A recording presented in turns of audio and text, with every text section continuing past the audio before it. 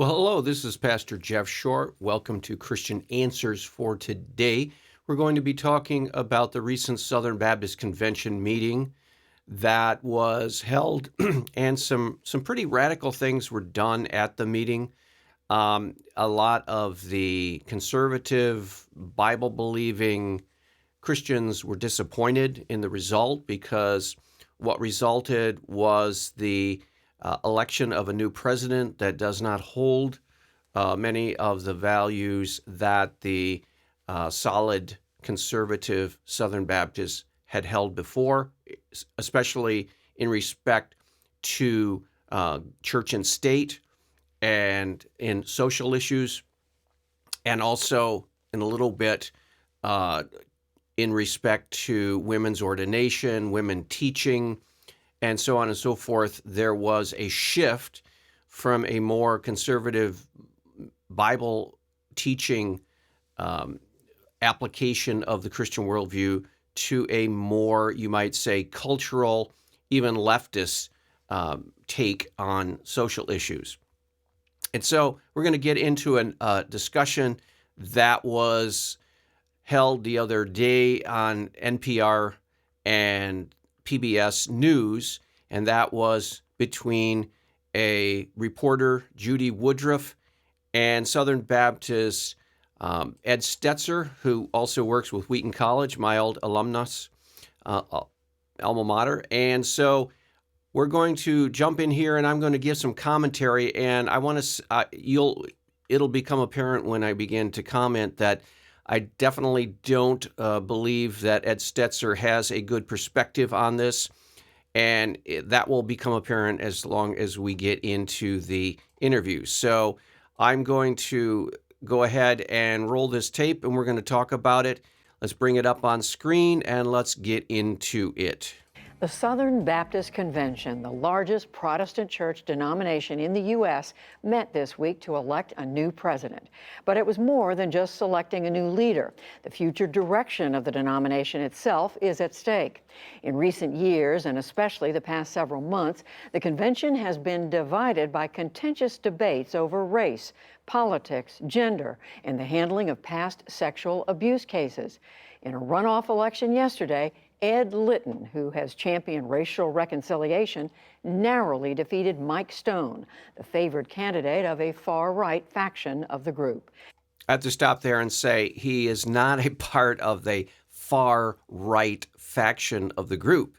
He is simply a Bible-believing Christian who holds to the values, practices, and beliefs that Baptists have held to for decade after decade after decade, and is really consistent with the Bible. So he is also someone who articulates the Christian worldview a lot better than the newly elected president of the Southern Baptist Convention. So the way this is being framed is you would think, oh, this guy is a far-right extremist. No, he is actually in the mainstream, and the people who are elected this year seem to be more to the left. So that's the way it actually is, not the way it was framed here by Judy Woodruff. But she's a political reporter, so how would she know how to describe some things spiritual that are taking place in the Southern Baptist Convention? To assess what this all means, we are joined now by Ed Stetzer. He is part of the Southern Baptist Convention, and he's executive director of the Billy Graham Center at Wheaton College in Illinois. Ed Stetzer, welcome very much to you, to the NewsHour. Tell us, what does this election result say about the Southern Baptist Convention? The election was a fork in the road. It was a decision that had to be made. We had one candidate, you mentioned Ed Litton, who prevailed in the presidency, who was calling for racial reconciliation, who was encouraging people to... Well, I have to say, okay, he's going to describe it as calling for racial reconciliation. You have to realize that that phrase, racial reconciliation, is a leftist term. It's a leftist catchphrase. It is something that they use on the left, the radical Democrats, leftists, to try to shame people into accepting their leftist agenda. which includes defund the police, which includes allowing rioters to simply burn down buildings. And then when they're arrested, if they're arrested, then you just quickly release them. It means emptying out jails of criminals who have already been convicted, simply because it's just not fair that these guys are in jail, and it's based on their race, and it's not just. And so all of these, that's a catchphrase, racial reconciliation. We could spend the whole hour talking about how that phrase has been used and abused in politics in the last few years. But just to give you a warning, Ed Stetzer will use a lot of the catchphrases of the left, and he will basically buy into the entire leftist agenda. So don't be fooled by these phrases. Don't be fooled by their use here by Ed Stetzer, because he is actually, I guess, carrying water for the left. You might say that he's bought into the leftist assumptions. He has been all in for Black Lives Matter. He's been all in for Antifa. He's been all in for this narrative that says that policemen are all racist, white cops that are looking for black men to shoot. He buys into that whole leftist, what you might call the social justice warrior mentality. That's all coming from Ed Stetzer, and you're going to hear it. So it's not a fair evaluation of the Southern Baptist Convention meeting and what took place. It's a leftist interpretation of that meeting. Let's listen to the lived experience of African American leaders. Lived experience. Again, here's another catchphrase. The idea here, according to the critical race theory that we're hearing all about now in the news, but has been really percolating for the last 2 or 3 years, and especially in the last year during the elections, that critical race theory says that there are victims and there are oppressors, and white people are the bad guys. White people are the oppressors. They're oppressing people of color, especially black people. And so this whole thing ties into critical race theory. And Ed Stetzer seemingly has bought into the critical race theory narrative. And so he's going to use phrases that actually are not fair, that don't actually characterize white people, that don't characterize black people. They are all part of this political, ideological movement that's trying to actually upend, totally fundamentally change our nation, and actually fundamentally change our churches. Because now people like Ed Stetzer, they're trying to get us to buy into hook, line, and sinker to the whole critical race theory, Black Lives Matter, social justice mentality. It's not actually biblical justice. It's a Marxist justice. The other candidate who came in second was actually concerned about the influence of critical race theory, exactly, intersectionality, and more. Exactly. And I think Southern Baptist messengers came together, 10,000 plus, 70,000, and they had to make a decision, and they chose to continue to move forward in a path of racial reconciliation. And they chose to move in a direction that gives them cover in the public eye, especially with the liberal leftist media. They chose not to confront or deal with the pressure coming to bear on churches to conform to the leftist liberal agenda. See, you can either fight or flight. That's the whole response narrative now. You can either fight the leftist critical race theory, social justice warrior, blame white people, see all people of color as victims, and reparations. You can either buy into that whole narrative, or you can fight it. You can resist it. And the Southern Baptist messengers decided, well, we're not really up for a fight this year. We really don't want to pick a fight with the media, the government, academia, and seemingly every social institution in America. So we're just going to we're going to sit out this fight, and we're going to go with the safe route, which is basically pick someone who will kind of be worldly friendly and not draw too much ire of the left. Continue to hold, the values that such conservative evangelical denominations have, but to do so in a way that I think echoed a new awareness of race. Well, what is that? A new awareness of race. What in the world does that mean? She's going to ask, what does that exactly mean? Exactly? What is going to change under the new leadership of Ed Litton? Well, I think it's more of a continuation of the leadership of the prior president, J.D. Greear. But the prior president, who had been engaged, for example, in protests after the murder of George Floyd and others, had become He had become involved, the J.D. Greear had been involved in the Black Lives Matter protests, which means that he bought into the Black Lives Matter narrative that there is systemic injustice in this country, that there are white systemic injustices that need to be changed. Although there are not laws, there are not actual statistics to back this up. This whole narrative that America is a racist country, that we need to change our system of government fundamentally. The 1619 Project, which basically says 1776 wasn't the birth of our nation, it was 1619 when the slaves were brought over. This whole narrative of white oppression today, still, this is what J.D. Greear had in the last couple of years as president, and now Ed Litton will continue that view of capitulation to the culture, basically caving into the cultural narrative, not standing up for the biblical idea of sin and saying, look, you can't accuse an entire class of people, white people, of sin unless you can actually point to the sin specifically that they are doing.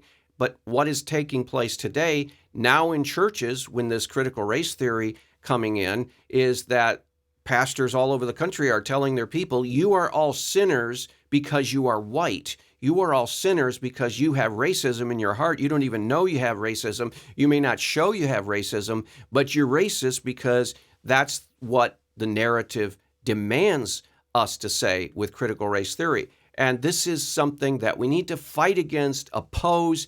And unfortunately, people like Ed Stetzer, they're actually supporting it. They're saying, yeah, we are white, we're guilty, we are racist, we're oppressive, and we need to continually perpetuate this repentance and lament and confession for our terrible sins that we don't even know anything about, but they're there anyway because that's what the theory says we are.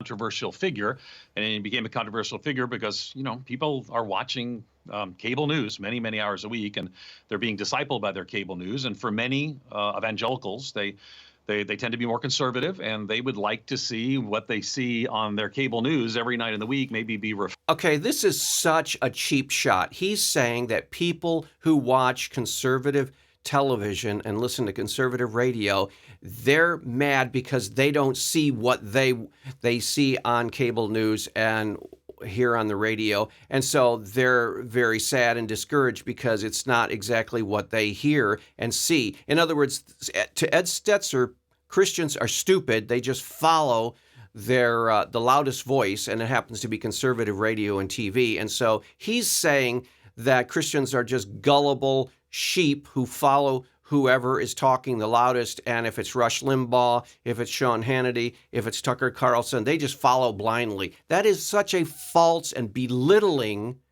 attitude toward his fellow believers. Reflected in their church and their denomination.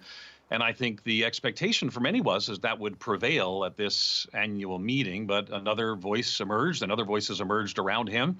And Fred Luter, who's the first African-American president of the Southern Baptist Convention, nominated Ed Litton, who's now the president of the Southern Baptist Convention, and basically said we need to continue this path forward about how we might continue to show and share the love of Jesus. Evangelicals are always concerned about the sharing of the good news of the gospel, what Christ has done on the cross and more. But then also to say part of that is how do we learn to love our communities? We learn to love people who are different than us, people of other races, backgrounds, and ethnicities. So this is a problem in the Southern Baptist Convention. The Southern Baptist Convention was born in an era of slavery. And so the word Southern actually in there, depicts that. And so a lot of people in the South, they're very guilty about the idea that they were once supporting of slavery. Even though it's 150 years past slavery, they're still feeling the guilt of having supported it once. And so they're very easily shamed and made to feel guilty. And so to avoid any appearance of racism, to avoid any appearance of favoritism toward whites, now a lot of Southern Baptists are going to basically bow over and bow down to the radical leftists and say, okay, you can shame us and you can make us feel guilty because we deserve it, and we're going to beat up on ourselves, and we're also going to follow whatever you say for us to do, and we're not going to put up any kind of resistance because we don't want to be called racist. That's the greatest sin in the Southern Baptist Convention, is to be called racist. Instead of saying, no, we're going to look over everything and test it according to the Word of God, and we will not simply follow your narrative to avoid being labeled racist. If you want to label us racist, you can do whatever you want to do, but we are not racist, and we are not acting in racist ways, and so we will refuse to be shamed into following your radical agenda.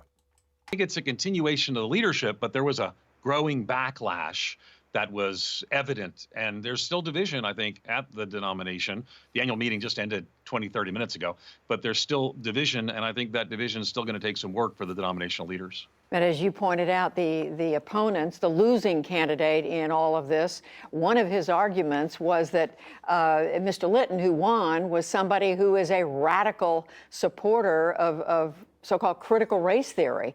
Number one, is he?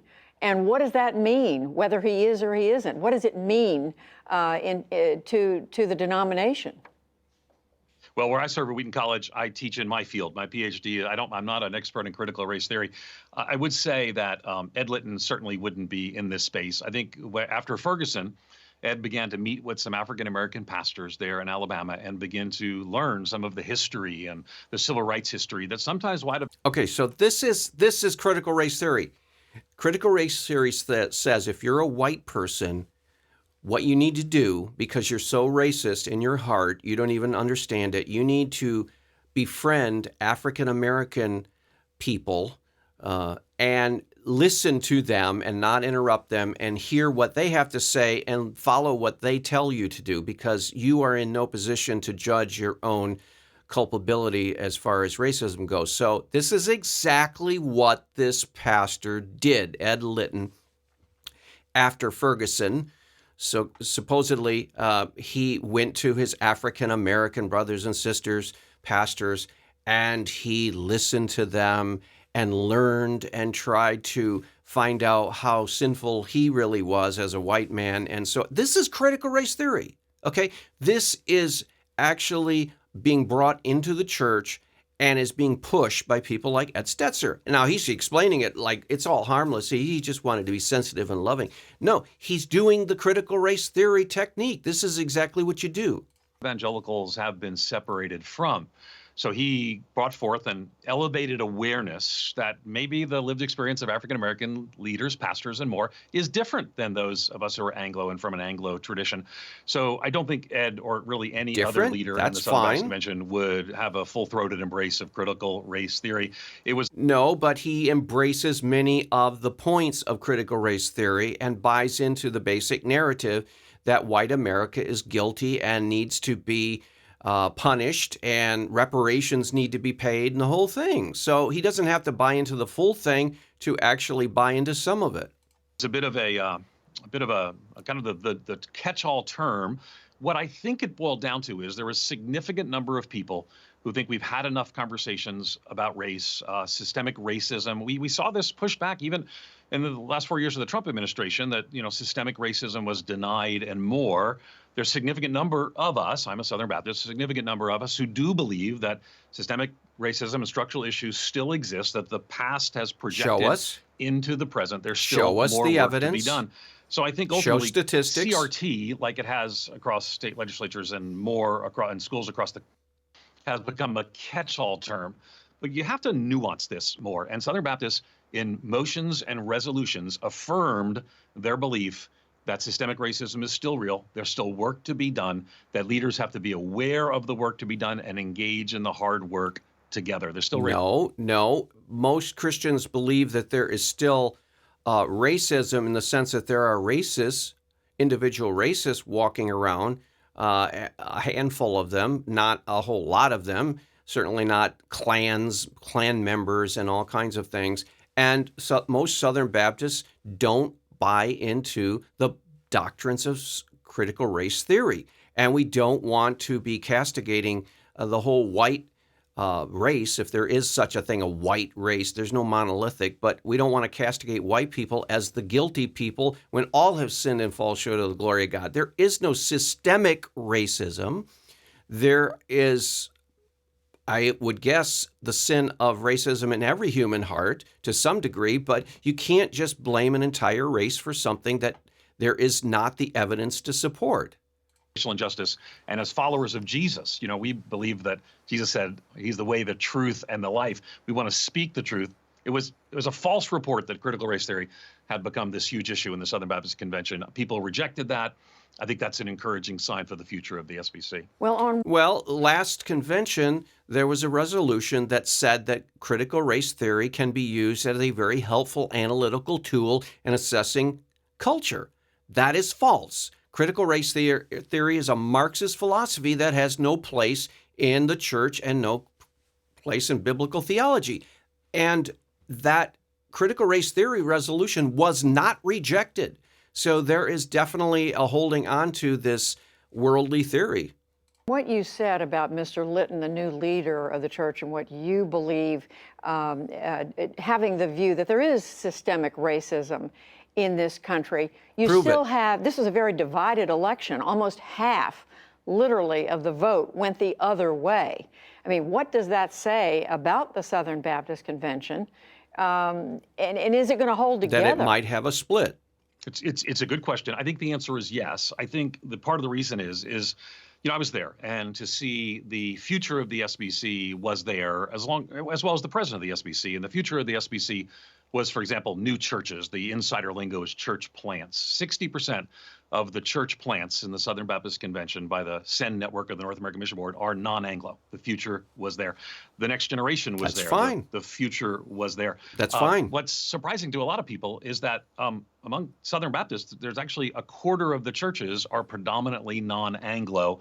The future was there. That's fine. I think at the same time, there was a very significant kind of get out the vote campaign for people who were concerned that maybe talking about these things or other things indicated some sort of liberal drift. That's the language that we used, some sort of liberal drift. And I know Well, if you want to start talking about critical race theory, that is a liberal leftist doctrine. Right now, it's a fact. Our viewers, Southern Baptists having liberal labeled at anybody in the convention probably seems a bit odd, but it was a charge that was made. And so I think what happened is this was an all-out, get-out-the-vote moment. And I think ultimately the future is going to continue to move forward. The convention is going to continue to be more diverse, a surprising level of diversity. That's fine. People on the outside. Fine, diversity is fine. I do think Critical this was race a theory watershed is wrong. moment. I don't want to mix metaphors, but there's a fork in the road, and that fork has been taken. And it doesn't mean we're all living in a new level of constant arguments. Social media has become weaponized. I think Southern Baptists are going to get used to a significant number of people who are upset about these issues. It's all of us. I serve at a local church. This is always going to be the case now together. Moving forward. And the reality is we have to do the right thing even when it's the hard thing. I hear you. I hear what you're What does saying that about mean? we're living at a time of constant argument. But I also hear you saying you think the Baptist convention is going to hold together despite this disagreement in this vote. I don't believe so. Yeah, I do. I think Southern Baptists have had close votes before. I think having been in the room, hearing, I'll give you an example. Every time sexual abuse was mentioned, every single time. And I wanted to ask you about that. Yeah. The message, this is the largest deliberative assembly in the world, by the way. When this gathers together, they're debating motions that no one does with 17,000 people. But every time the messengers had an opportunity to strengthen, clearly address, whether it was a motion, a resolution, or amendment. They strengthened the response to sexual abuse. They sought Fine. to That's good. create a more independent investigation to see when charges were leveled. At That's every solid. occasion they did. I left encouraged. I actually had the privilege of sitting next to a survivor, Megan Lively. I have her permission to share her name. I sat next to her as a reminder that this is an important moment. So again, Just be watershed careful moment not on to jump multiple into the issues, Me and Too I movement, left though. encouraged. I Again, think many people did leave encouraged. But just very just quickly be on careful. this question of sexual abuse, now there's an active investigation underway. Are you confident they're going to get to the bottom of what happened? Yeah, just a little context. So there was an investigation. The investigation was going to be handled by, hired by a firm by the executive committee. And the executive committee chose to handle that firm. Well, the messengers actually overruled the executive committee. And now a new task force that's independent will be what they're reporting to. And so, yes, I think it will address things just appropriately. don't and I'm bring in the encouraged Me moving Too forward. assumptions and believe all Ed women Stetzer, assumptions, who which is, are not as fair. you can tell, very active in the Southern Baptist Convention. He's with the Billy Graham Center at Wheaton College. Thank you very much. Okay, so again, all of these things, he's trying to smooth over the divisions and the separation, but I really believe that the Southern Baptist Convention is going to eventually either defeat the critical race theory and push back from the secular trends that we see taking place, or they're going to split. And you have to come to some resolution. If you're going to use critical race theory, you're going to blame white people for all the ills in minority communities. You're going to push for restoration. You're going to push for defund the police. You're going to push for depopulate jails of criminals because they're people of color.